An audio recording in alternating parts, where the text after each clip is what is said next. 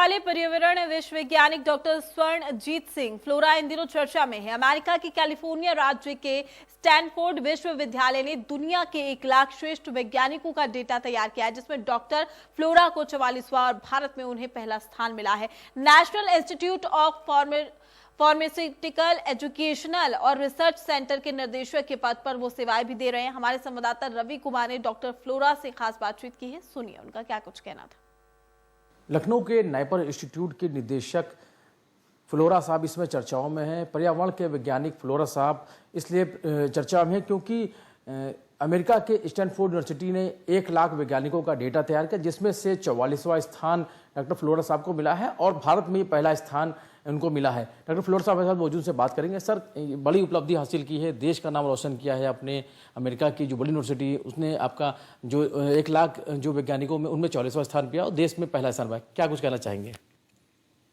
देखिए, पहला तो ये है कि एक देश के लिए और हमारे लिए, हमारे इंस्टीट्यूट के लिए और एक सम्मान की बात है और इस सम्मान को पाना एक सही में गर्व होता है खुद के लिए कि देश के लिए कुछ इस एक स्थान पर प्राप्त किया। 44वां स्थान उन वैज्ञानिकों में जो आज से 50 साल से इस फील्ड में काम कर रहे हैं, उनमें 44वां स्थान एक गर्व की बात है नेचुरली। लेकिन ये मैं अपने ऊपर ज़्यादा श्रेय कम लेते हुए, ये मेरे जो स्टूडेंट्स थे जिन्होंने पीएचडी रिसर्च मेरे साथ की और लगभग 30 साल 35 साल का जिनका मेरा साथ रहा, आई थिंक ये सम्मान सभी का है, उन बच्चों का है जिन्होंने मेरे साथ अपना रिसर्च में योगदान दिया। ये इंस्टीट्यूट का है, मेरे मिनिस्ट्री का है, मेरे गवर्नमेंट ऑफ इंडिया जिन्होंने मुझे सपोर्ट किया और जिनकी वजह से आज ये स्थान मिला। लेकिन हाँ, मैं भी उतना ही अचंभित हुआ जब मुझे ये परसों ये खबर मिली कि आपका स्थान नंबर 1 पे देश में है और विदेशों में 44वां नंबर। तो नेचुरली एक खुशी की बात है और ये हमारे लिए सम्मान की बात है पूरे प्रदेश के लिए, ख़ास तौर से कि जिस जगह पर हमने अपना इंस्टीट्यूट बनाया है उस इंस्टीट्यूट में एक निदेशक के पद पे मैं हूँ, तो ये सभी के लिए एक खुशी की बात है। सर, पर्यावरण वैज्ञानिक के नाम से आप जाने जाते हो, लगातार पर्यावरण को लेकर काम कर रहे हैं। जिस तरीके से हालात हैं, पूरी देश और दुनिया जो है पर्यावरण को लेकर काफ़ी चिंतित है, परेशान है। हर बार कोशिशें की जाती हैं कि पर्यावरण कैसे बेहतर किया जाए। अभी दीपावली आ रही है, तमाम सारे जो वादे वो किए जाते हैं, दावे किए जाते हैं, सख्ती भी की जाती है, लेकिन उसके बावजूद भी स्मॉग फैलता है, लगातार लोगों को परेशानी होती है। तो क्या लगता है कि क्या कमी रह गई है जो सरकारों को ध्यान देने की जरूरत है, जिम्मेदारों को ध्यान देने की ज़रूरत है?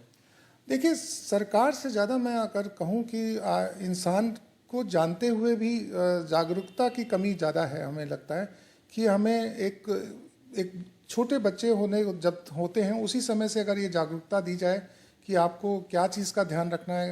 पोल्यूशन है, जैसे अब प्रधानमंत्री जी का एक उदाहरण देता हूँ कि स्वच्छता अभियान चलाया। अब हमें ये देखना है कि अगर अभियान है, सिर्फ उस अभियान का एक दिन ना मना के हम उसको माने, चीज़ें गंदगी ना फैलाएं।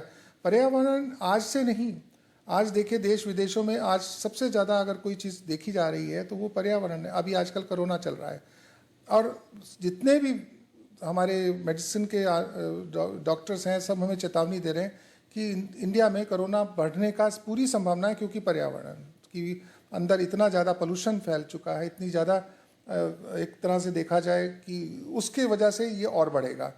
अब हमारे पराली जलाने की बात है। अब पराली से कितना नुकसान हो रहा है, कितना पर्यावरण के अंदर नुकसान कर रहा है, इसका ध्यान देखिए। जागरूकता, और ये हम अपने जागरूकता कहाँ से शुरू होती है? अपने घर से शुरू होती है। आप बच्चों को सिखाएं, बच्चों को बताएं कि देखो ये गंदगी हमें यहाँ नहीं फैलानी है। प्लास्टिक है, प्लास्टिक हम वो प्लास्टिक को यूज़ ही ना करें जिस प्लास्टिक के लिए, एक सिंगल यूज़ प्लास्टिक की जिसकी बात की जाती थी।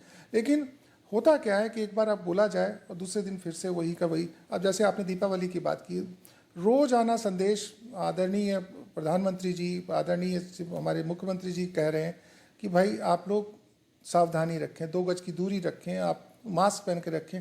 लेकिन दुख होता है कि उतना कुछ कहने के बाद भी असर जब जाइए रियलिटी में देखिए, कोई लगता ही नहीं कि कोरोना कहीं कुछ है। तो कहने का मतलब है उसी तरह से पर्यावरण इस देश की सबसे बड़ी एक समस्या है। और चूँकि मैंने इस विश्वविज्ञान पे काम किया, मैं सबसे ज़्यादा काम मैंने जो किया है आर्सेनिक पॉइजनिंग पे किया है, जो कि एक ग्राउंड वाटर के अंदर आर्सेनिक एक धातु है जो कि उसकी वजह से ये पोल्यूशन हुआ है। आज की तारीख में लगभग जो कहा जाता है, WHO कह रहा है कि 90 लाख लोग जो हैं ऑलरेडी यहाँ पर उससे संक्रमित हैं।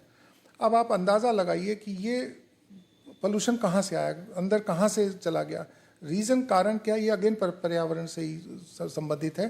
क्यों? क्योंकि पानी नीचे घटता चला जा रहा है, ग्राउंड वाटर नीचे जाता जा रहा है, और नीचे जो मात्रा है इन धातुओं की, जो कि विषालु धातु हैं, और उनकी मात्रा, उनका कंसंट्रेशन बढ़ रहा, और इसी वजह जिस पे मेरा काम पूरा था आज से 30-40 साल से, जो मैंने आर्सेनिक पे काम किया है, धातु की विषाक्तता के ऊपर मेरा जो काम था। लेकिन ये मैं सबसे ज़्यादा कहूँ कि अपनी तरफ से सरकार अपना पूरा प्रयत्न कर रही है, लेकिन सहयोग जब तक पब्लिक का नहीं आएगा तो ये सफलता शायद मिलना मुझे लगता है मुश्किल है। तो ये थे डॉक्टर स्वर्णजीत सिंह फ्लोरा। साफ तौर पर इनका ये कहना है कि अगर अभी भी लोग गंभीर नहीं होते तो कहीं ना कहीं इसके परिणाम खतरनाक होंगे। हालांकि देश का नाम पर्यावरण वैज्ञानिक रहते हुए उन्होंने रोशन किया है, कहीं ना कहीं लोगों को इनसे सीखने की भी जरूरत है। अर्शद के साथ रवि कुमार, इंडिया न्यूज़, लखनऊ।